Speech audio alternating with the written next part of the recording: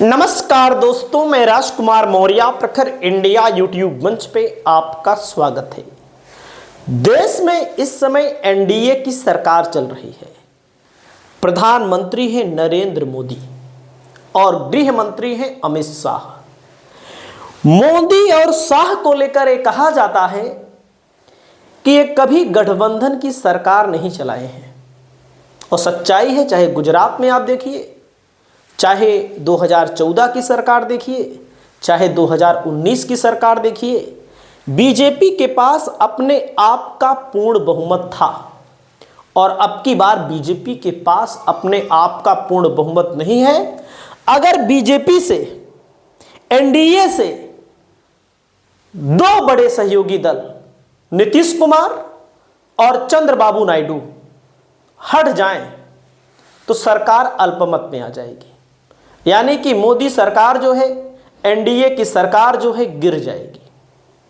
अब इस एनडीए की सरकार को बचाने के लिए कवायद तेज हो चुकी है। क्यों? जो मोदी है और अमित शाह है, वो चाहते हैं कि अपने बीजेपी के कुनबे को, जिसकी संख्या 240 है और पूर्ण बहुमत के लिए 272 सीट चाहिए, तो कहीं ना कहीं जो गैप है 30-32 सांसदों का, उसको भरना चाहती है। अब जब भरना चाहती है बीजेपी, तो बीजेपी को तोड़ फोड़ करनी पड़ेगी, कुछ अपने सहयोगियों के साथ, कुछ इंडिया गठबंधन के सहयोगियों के साथ। तोड़ फोड़ का मतलब उनके अधिकतम सांसदों को अपनी पार्टी में शामिल कराना। जैसे कि आपने महाराष्ट्र में देखा, बीजेपी का फार्मूला हिट रहा। गद्दारों को, उद्धव ठाकरे के गद्दारों को, शरद पवार के गद्दारों को अपनी पार्टी में शामिल कराया और सरकार महाराष्ट्र में प्रचंड बहुमत के साथ बना ली। इसका मतलब सरकार गद्दारों के साथ है। तो अब जो खबरें आना शुरू हो चुकी हैं कि अब बीजेपी अपने कुछ सहयोगियों को तोड़ सकती है, अपनी पार्टी में शामिल करा सकती है। चाहे शिंदे हो, चाहे अजीत पवार हो, चाहे नीतीश कुमार हो, तो उनमें से कौन कौन से सहयोगी हैं इंडिया ब्लॉक के जो एनडीए में आ सकते हैं, उनकी पार्टी को तोड़ा जा सकता है, और कौन कौन से सहयोगी हैं एनडीए के ही अंदर जिसको बीजेपी अपने आप में समाहित कर लेगी। वैसे अब आप सब जानते हैं कि बीजेपी ने बहुत सारे लोगों की राजनीति को खत्म किया है। चाहे बीजेपी ने साम दाम दंड भेद सभी प्रकार की स्ट्रेटेजी को अपनाकर उत्तर प्रदेश में बीएसपी जैसी पार्टी को खत्म कर दिया। आप चले जाइए हरियाणा में दुष्यंत चौटाला की पार्टी को समाप्त कर दिया। आप चले जाइए बिहार, नीतीश कुमार की पार्टी तो समाप्त नहीं हो पाई, नहीं कहीं ना कहीं उस पार्टी को भी इन्होंने चूना तगड़ा लगा दिया। उद्धव ठाकरे को समाप्त कर दिया। बड़े बड़े सहयोगियों को बीजेपी ने समाप्त किया। तो जो बीजेपी के साथ जाता है, ऐसा कहा जाता है कि बीजेपी निगल जाती है। यह है इंडिया ब्लॉक का बहुत बड़ा कुनबा। अखिलेश यादव की पार्टी को तोड़ नहीं पाएंगे क्योंकि 37 सांसद हैं, और जो सांसद आते हैं ज़्यादातर समाजवादी पृष्ठभूमि से आते हैं, तो सपा को तोड़ना बहुत मुश्किल है। सच्चाई यही है। ममता बनर्जी को भी तोड़ना बहुत मुश्किल है, कांग्रेस को भी तोड़ना बहुत मुश्किल है। कांग्रेस मतलब 2/3 जब तोड़ेंगे तभी तो अपने आप में शामिल करा पाएंगे। उद्धव ठाकरे बचते हैं और शरद पवार बचते हैं। आप लोगों ने देखा महाराष्ट्र में उद्धव ठाकरे की पार्टी पहले नंबर पर तोड़ी गई, दूसरे नंबर पर शरद पवार की पार्टी तोड़ी गई। लोकसभा में इन दोनों पार्टियों ने ठीक ठाक अच्छा प्रदर्शन किया। शरद पवार ने तो बहुत अच्छा प्रदर्शन किया। ठीक ठाक प्रदर्शन उद्धव ठाकरे का भी माना गया। वहीं पर दोस्तों खबर आ रही है, जो खबरें चलना शुरू हो चुकी हैं, कि बीजेपी की निगाहें शरद पवार की पार्टी पर हैं। जैसे विधानसभा में आपने देखा तोड़ी गई पार्टी, इनके भतीजे लेकर चले गए। इनकी पार्टी के कुल मिलाकर के शरद पवार की पार्टी के 8 सांसद हैं। कितने सांसद हैं? 8। बीजेपी इनके 8 सांसदों पर नजर गड़ा चुकी है। खबरें यहां तक की भी आ रही हैं ऐसा मैं नहीं कह रहा हूं, ऐसा प्रूफ भी है। संजय राउत ने एक बयान दिया है। संजय राउत ने कहा है कि 5 से 6 सांसद को तोड़ने का टास्क दिया गया है। अजीत पवार के सांसद 1 हैं और इनके 8 हैं। इन 8 में से 5 से 6 सांसद अगर अजीत पवार की पार्टी तोड़ करके अपने में मिला ले या अजीत पवार की पार्टी तोड़ करके बीजेपी में समाहित करवा दे, तो बीजेपी इनके जो इकलौते सांसद हैं प्रफुल्ल पटेल, इनको केंद्रीय मंत्री बनवा सकती है। 5 से 6 सांसद अगर ये तोड़कर ले जाते हैं बीजेपी में, और किसके सांसद रहेंगे? सांसद रहेंगे शरद पवार के। अब आप सोचिएगा, तो शरद पवार के सांसदों पर बीजेपी की नजर है।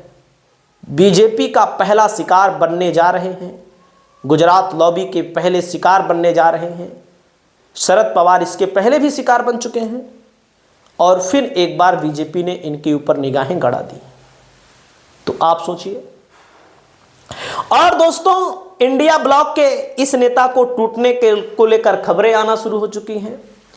वहीं पर नीतीश कुमार हैं जो बीजेपी के साथ ही हैं, बीजेपी के सहयोगी हैं। इनके कितने सांसद हैं? 12। ऐसा कहा जा रहा है कि बीजेपी नीतीश कुमार को डाउन करने के लिए, जैसे बिहार में 2025 में चुनाव है, 2025 के पहले अगर बीजेपी तोड़ेगी तो नीतीश कुमार कहां चले जाएंगे? दूसरे खेमे में चले जाएंगे। तो इनकी पार्टी के सांसदों पर भी बीजेपी नजर गड़ाई है। 12 सांसदों में 7 से 8 सांसद बीजेपी शामिल कराना चाहती है अपनी पार्टी के अंदर, लेकिन यह चीज अभी संभव नहीं है। 2025 के चुनाव के बाद ही संभव है। पहले नीतीश कुमार को मुख्यमंत्री पद से हटाने की कोशिश होगी और उसके बाद बीजेपी इनके सांसदों पर पूरी तरह से नजर गड़ा चुकी है। इनको समाप्त करने पर तुली है, लेकिन चाचा पलटू चाचा बीजेपी के साथ लगे हुए हैं। देखा जाएगा, हमेशा पलटी मारते हैं, तो इनके 7 से 8 सांसद पाला बदल सकते हैं। वहीं पर दोस्तों, इस समय एक खबर आ रही है बिहार से कि नीतीश कुमार और मोदी के हनुमान की नजदीकियां बहुत बढ़ चुकी हैं। देख रहे हैं, मुस्कुराते हुए फोटो आना एक स्वाभाविक सी बात है। मुख्यमंत्री है, मुलाकात हुई होगी। लेकिन ऐसा कुछ लोग कह रहे हैं कि नीतीश कुमार अगर इंडिया गठबंधन के साथ जाएंगे तो चिराग पासवान को लेकर जाएंगे, इनको लेकर जाएंगे। क्यों? क्योंकि चिराग पासवान के पास 5 सांसद हैं। एक समय ऐसा था जो नीतीश कुमार की पार्टी 2022 में 20 में बिहार में 43 सीट पर सिमट गई थी, उसमें चिराग पासवान का बहुत बड़ा योगदान था। कम हो गई थी, चिराग पासवान ने इनको कम कर दिया। तो खबरें ये भी आ रही हैं कि कहीं चिराग पासवान, नीतीश कुमार और चंद्रबाबू नायडू खिचड़ी तो नहीं पका रहे हैं, एक साथ प्लान तो नहीं बना रहे हैं। तो इनके पर कतरने की बीजेपी तैयारी कर रही है। अगर ये लोग समय रहते नहीं समझे तो बीजेपी इनको कहीं ना कहीं खा जाएगी, दोनों पार्टियों को, और खाई भी है। चिराग पासवान की पार्टी आपने देखा होगा, इनके चाचा पशुपति पारस ने ले ली इनकी पार्टी, इनके पिताजी की पार्टी। और बाद में लगा जब मोदी और शाह को पशुपति पारस का कोई जनाधार नहीं है, तो चिराग पासवान को लास्ट टाइम अपने पास फिर बुला लिया। इनका घर खाली करवा दिया गया, अपमान किया गया। लेकिन बीजेपी की चाल इनके सांसदों पर भी नजर है। वहीं पर दोस्तों, एकनाथ शिंदे हैं जो एनडीए के ही सहयोगी हैं। ये लगातार इस समय नाराज बताए जा रहे हैं, आपने देखा होगा। और इनके नेतृत्व में चुनाव लड़ा गया विधानसभा का, प्रचंड बहुमत के साथ बीजेपी ने जीता। लेकिन एकनाथ शिंदे इधर उधर ज्यादा करेंगे। आप सबको पता है कि एकनाथ शिंदे की अपनी ताकत है। अगर पता लगा नीतीश कुमार, चंद्रबाबू नायडू, चिराग पासवान और एकनाथ शिंदे ने एक गोल बना ली तो बीजेपी की सरकार केंद्र में तुरंत गिर जाएगी। आप सब जानते हैं नीतीश कुमार के पास 12 सांसद, चंद्रबाबू नायडू के पास 16 सांसद, चिराग पासवान के पास 5 सांसद और इनका नाम क्या है, शिंदे के पास 7 सांसद। अगर ये लोग बीजेपी से किनारा कर ले तो बीजेपी की सरकार गिर जाएगी। सोचिएगा, ये हो जाता है टोटल जोड़ेंगे तो 40। अगर ऐसा कर लिए लोग तो बीजेपी को सरकार चलाना बड़ा मुश्किल हो जाएगा। बीजेपी के पास 293 सीटें हैं, 40 अगर आप कम कर देंगे तो कितना बचेगी, 253 पर बीजेपी अटक जाएगी।